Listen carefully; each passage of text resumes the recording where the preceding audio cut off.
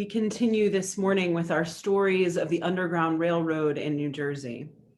If you watched the news this week, you surely saw reporters and others lift up the wild, offensive, shocking difference between how Black Lives Matter protests were handled and how this insurrection was handled.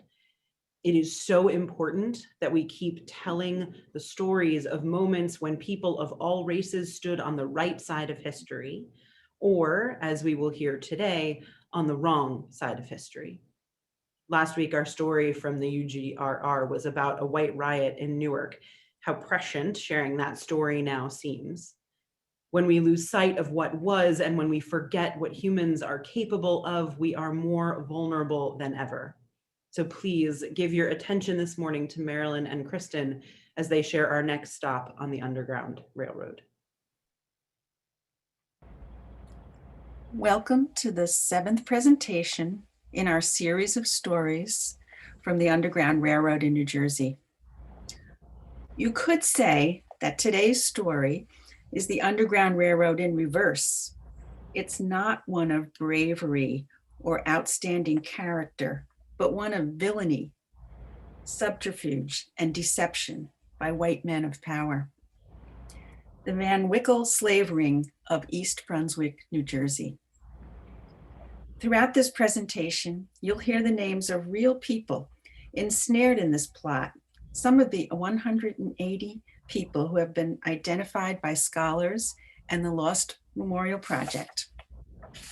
We read these names in memory of the voiceless, to honor their spirit, and to use memory as an ongoing recognition of injustice. Dinah, age 9. Dorcas, 1 year. George, 35. Rhoda, 14 years. William, 22. We travel back to 1818. New Jersey was one of the last of the northern slaveholding states. Laws had been promulgated that called for the gradual emancipation, but these laws of gradualism still left many enslaved, and sometimes the enslaved walking side by side with free Blacks. The southern states desperately needed labor for their plantations, and slavery was gradually coming to an end in the North. Diabolical plans were made to capture Black persons, free or enslaved, and ship them by cargo boat to the South, many never to be heard from again. One such plan was hatched in what is now East Brunswick, New Jersey.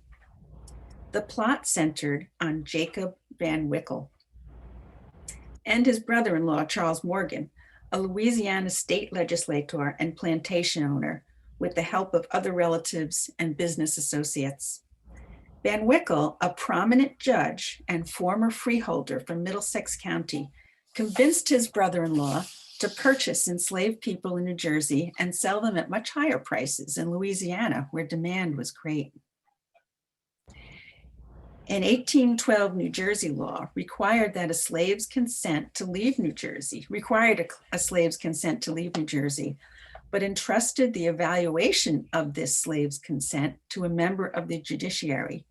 Conveniently, in this case, Judge Van Wickle himself and his complicit cronies, who routinely lied to free victims to gain that consent, promising things like high wages or a return to New Jersey.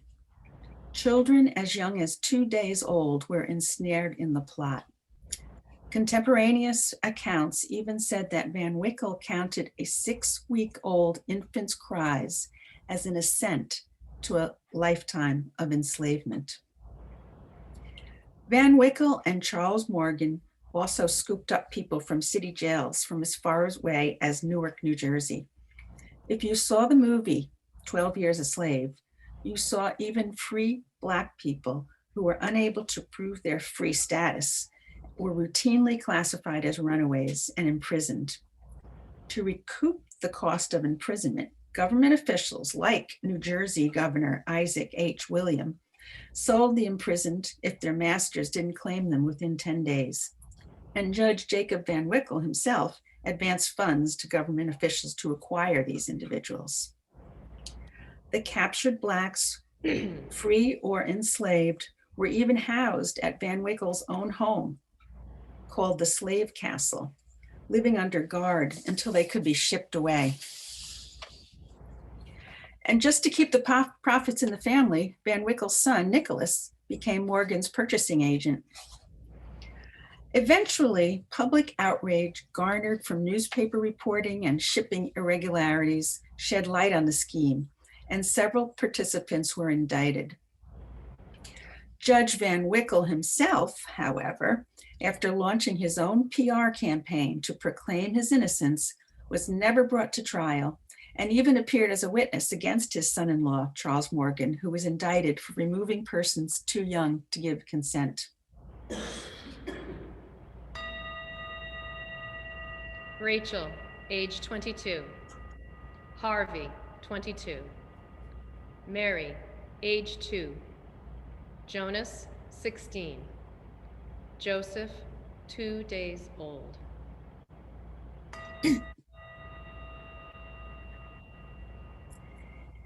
In 1818, local citizens successfully petitioned the New Jersey legislature to end the practice of exporting people out of state and to enforce fines and or imprisonment against individuals engaged in selling, transferring, or assigning slaves or servants.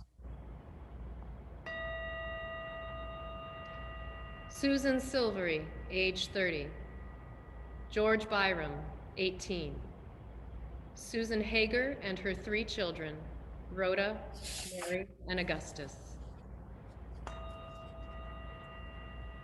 Now we fast forward to 2017, when Reverend Karen Johnston of the Unitarian Society, located in East Brunswick, learned the story of the Van Wickle slave ring and found that there was a street in East Brunswick named after the insidious plotter.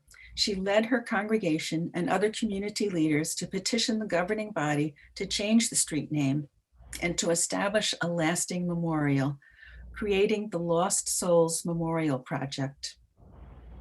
Reverend Johnston calls unearthing this local history a form of reparations for injustice and the reading of the names of the lost as an act of liberatory memory. And the Nelson Mandela Foundation says, by exploring history and centering on untold stories of those harmed by injustice, we shape memory and contribute to a reckoning of past injustices and to the transformation of attitudes and a more just society. Please consider learning more about the Van Wickle slave ring and the Lost Souls Memorial Project through their website listed in the chat. You can support the Memorial Project's aim to place a permanent memorial as an act of liberatory memory. The Lost Souls Project explains their mission thus: tending to history, centering on those damaged, shaping memory, while creating the possibility of liberation for all.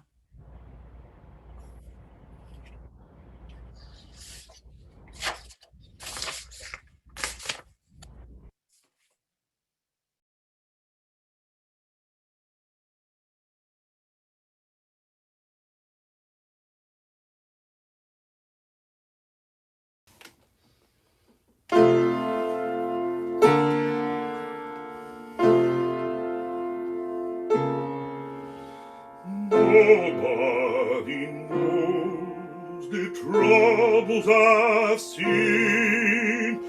Nobody knows but Jesus.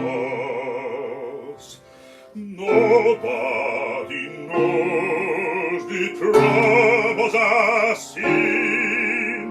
Glory, hallelujah.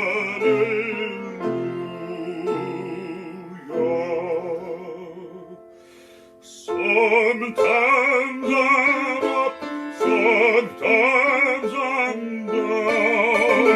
Oh, yes, Lord. Sometimes I'm almost to the ground.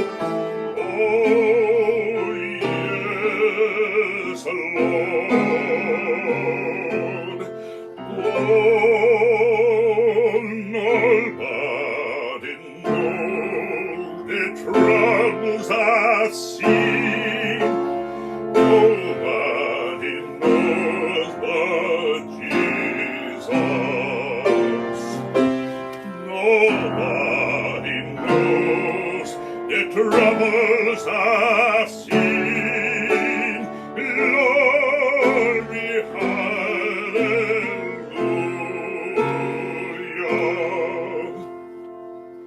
If you give me before I do, oh yes, Lord, tell all of my friends I'm coming too. Oh yes, Lord. Oh, nobody knows the troubles I see.